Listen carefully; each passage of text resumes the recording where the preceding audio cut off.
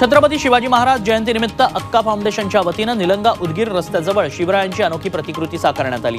10 acre जागेत 4 लाख चौरस फुटाची छत्रपती शिवाजी महाराजांची प्रतिमा फायर पेंटिंगच्या माध्यमातून साकारण्यात आली। निलंगा इथल्या रुद्रा फोटो स्टुडिओनं हे खास दृश्य झी 24 तासच्या प्रेक्षकांसाठी टिपलंय।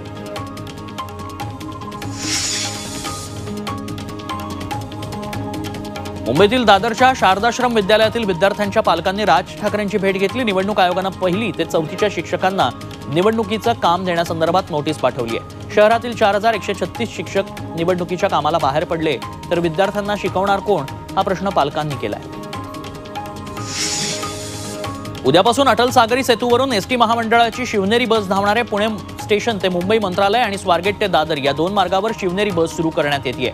विशेष म्हणजे तिकीट दरातही कुठलाच बदल केलेला नाही, त्यामुळे प्रवाशांचा जवळपास 1 तासाचा वेळ वाचणार आहे। उद्या होणाऱ्या माघ एकादशीसाठी पंढरपुरात लाखो भाविक दाखल झाले। टाळ मृदुंग दिंड्यांनी संपूर्ण पंढरपूर दुमदुमून गेलं। माघ वारीचा मुख्य एकादशी दिवस आहे, त्यामुळे विठ्ठल रुक्मिणी पदस्पर्श दर्शन रांग चंद्रभागा वाळवंट प्रदक्षिणा मार्ग या सर्व ठिकाणी वारकऱ्यांची गर्दी झाली आहे। महेंद्र गायकवाड हा मानाच्या राज्यस्तरीय सेना केसरी कुस्ती स्पर्धेचा मानकरी ठरलाय। महेंद्र गायकवाड यांना पृथ्वीराज मोहोळवर चुरशीची एकतर्फी मात देत मानाचा सेना केसरी 2024 किताब पहिल्यांदाच पटकवलाय। हडपसरच्या हिंदुहृदय सम्राट बाळासाहेब ठाकरे क्रीडांगणावर स्पर्धा पार पडली। जवळपास 600 पैलवानांनी यात सहभाग घेतला होता।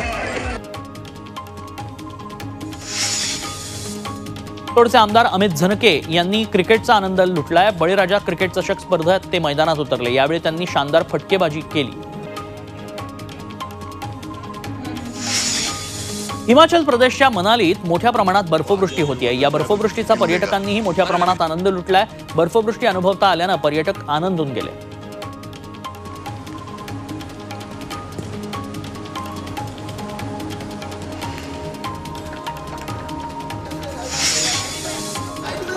कार्तिक आर्यनच्या आशिकी 3 सिनेमाचं नाव बदलण्यात आलंय।